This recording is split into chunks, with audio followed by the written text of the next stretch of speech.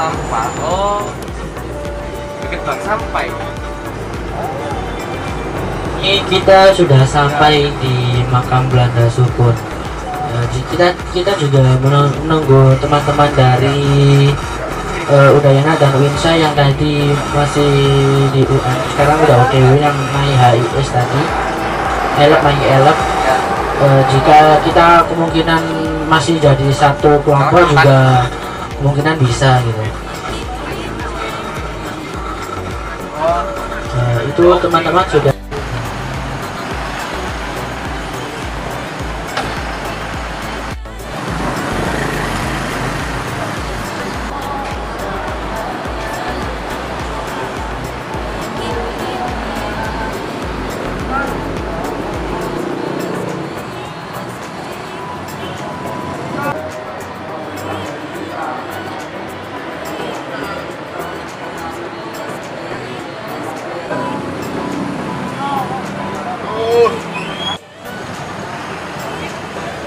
Ayo. Baik.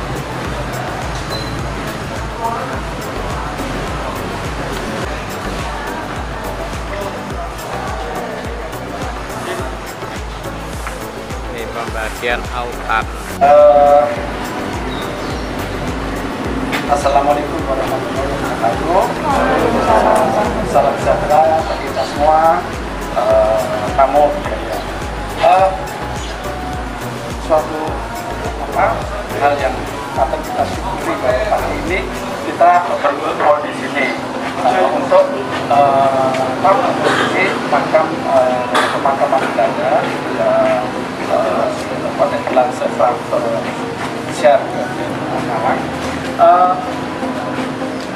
Saya juga merasa terima kasih karena doa saya terkabul bahwa hari ini kita dalam keadaan cuaca yang sangat bersahabat.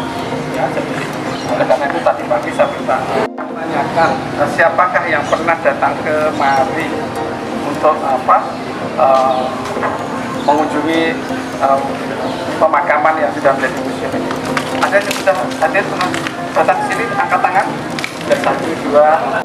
Karena ini pemakaman sebenarnya hubungan Belanda dan Indonesia ini adalah bukti bahwa kita pernah ada hubungan antara bangsa Belanda dan bangsa Indonesia selama 3,5 abad. Ya. Kita ahli sejarah, jangan juga kita dijajah Belanda itu berapa tahun? Contohnya, saya bertanya pertama kali ke sini itu adalah company Berenergi OCDC Company itu selama 200 tahun sampai 1799. Kemudian setelah itu kita dijajah Prancis dari tahun 1799 sampai 1811. Kemudian dijajah oleh Inggris sampai tahun 1816. Setelah itu, setelah Traktat itu perjanjian perdamaian antara Inggris dan Belanda, jadi boleh ya saya cerita sejarah ya. Boleh. Kebanyakan sejarah toh ya. Jadi meluruskan hal-hal yang tidak benar dalam masyarakat. Nah, kenapa sampai 350 tahun itu siapa mencetusnya? Nah, itu adalah oleh siapa? Gubernur Jenderal siapa masih Daya? Itu yang zamannya Bung Karno. Nah, itu menyatakan kalau Belanda bisa ada sekian ratus tahun. Siapa namanya? Gubernur siapa? Zaman Bung Karno. Itu dia menyatakan bahwa Belanda kalau sudah 300 nanti akan 300 tahun lagi di sini. Nah, ternyata itu ada hisapan karena pada waktu perkataan itu kemari sambil berdagang ada 3 yaitu glory, gold, sama gospel. Nah, jadi dia cuma mengembangkan agamanya. Orang setempat sudah kehilangan juga jati dirinya, diganti nama-nama Portugis dan karena itu menjadi darah koloni Portugis. Kemudian datanglah orang Arab. Orang Arab itu ya duluan sebenarnya.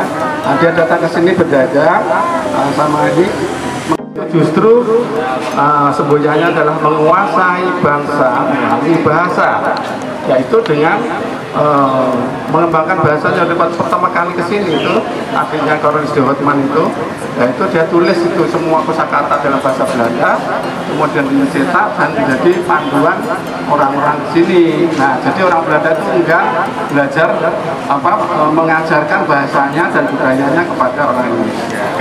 Oleh karena itu, selama bertahun-tahun abad itu, orang Belanda dengan hubungan orang Indonesia itu selalu masih asing, tidak tahu.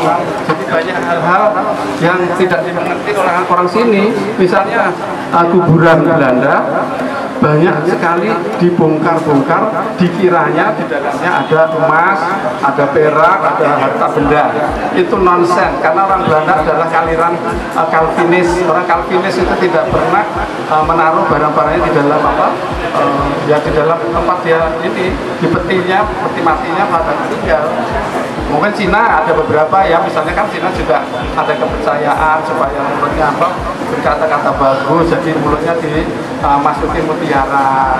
Saya lihat itu begitu biasanya ya. Jadi ada hal-hal yang bisa dibawa. Beda sekali dengan orang Belanda. Tapi banyak kuburan Belanda ini yang dihancurkan, dikiranya ada ya kosong saja. Nah, untungnya, jadi kita tidak orang Belanda tidak mengajarkan bahasa dan budayanya, sehingga kita tetap berbahasa Melayu. Nah, sekarang saya tanya, sekarang kalau di sini ya, begitu ada kata syukur, saya sudah berkunjung sini untuk kedua kali. Karena dulu Pak Lili ini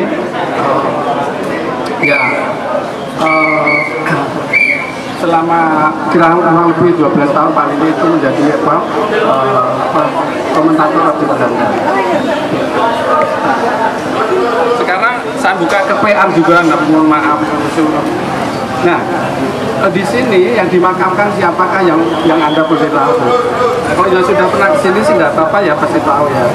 Ya, yang penting-penting saja, misalnya di sini ada yang namanya Christian Renaldel de Lafayette, pendiri rumah sakit Lafayette. Ya, itu dimakamkan di sini, suami istri.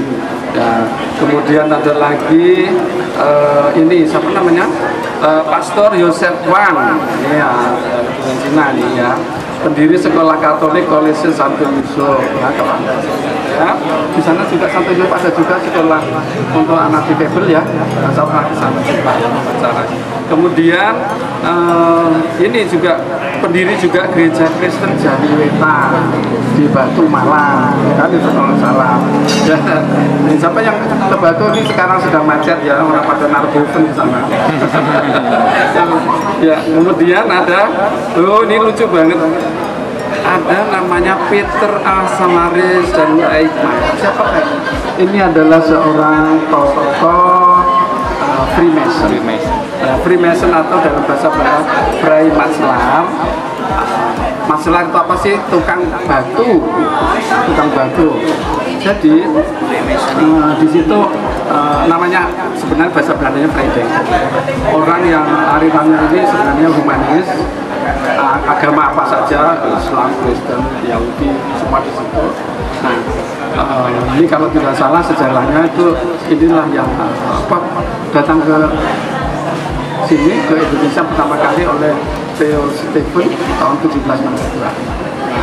Itu lebih ke kemanusiaan, tapi karena mereka punya ritual-ritual sendiri, sehingga di Surabaya disebut gereja setan, aliran sesat. Sebenarnya kan enggak juga ya. Bahkan orang-orang Freemason inilah yang berjasa dalam revolusi Amerika ya, waktu membantu kemerdekaan Amerika ya. Karena ini kan mendunia, jadi anggotanya siapa saja. Nah, di sini biasanya dulu ada loji Freemason ada ya, dari keluarga kerajaan Pakualaman itu banyak anggota.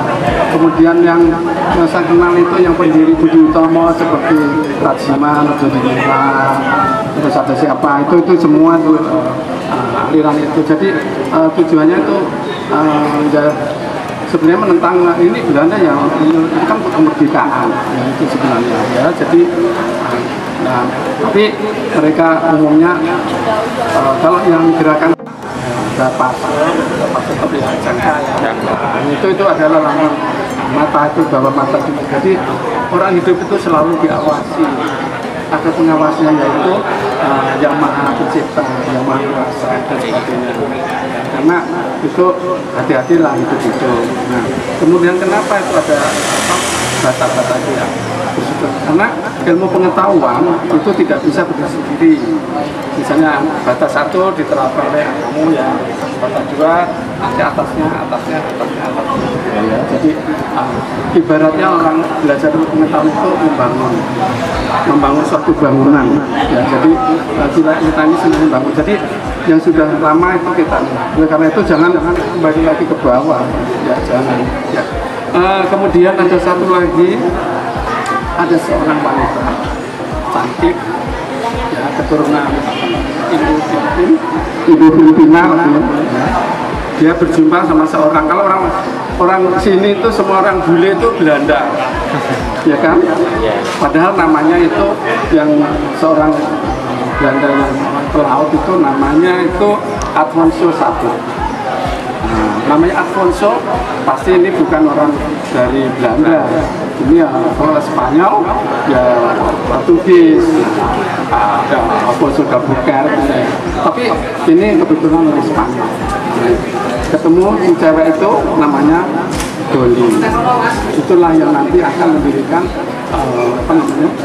kompleks PSK. Ya, jadi itu, jadi di kompleks. Ya. Kenapa kok kompleks? Karena kalau dikasih kompleks, ini, ya, oke. Mari kita jalan. Mulai Pak Adri mana ya Pak Adri? Ya. Oh ya, monggo.